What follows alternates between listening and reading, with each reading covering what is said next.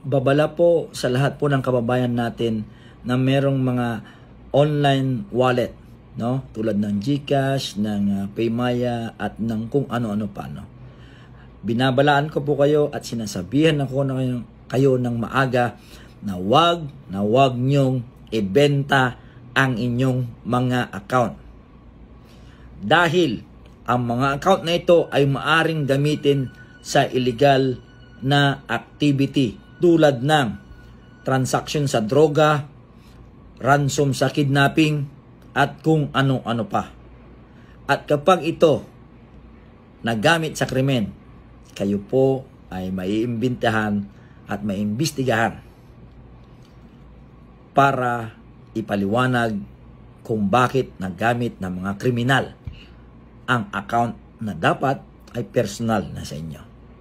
So, sa lahat po na may-ari po ng account, wag nyong ibenta ang mga account nyo dahil nakasalalay dito ang pangalan nyo. Ito ay maaring gamitin sa iba't ibang krimen. At kapag tinrace ito, identity nyo ang lalabas.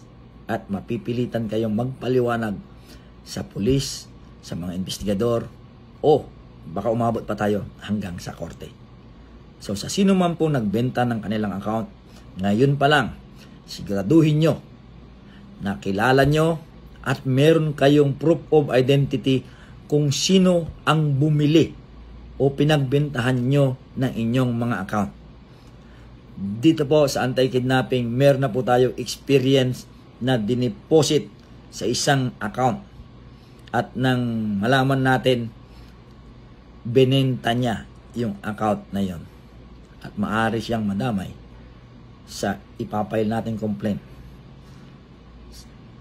dahil sa pagpagamit ng kanyang personal na account.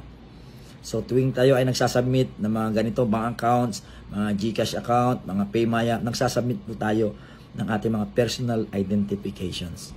So babala, wag nyong ibebenta ang inyong identity sa sino man.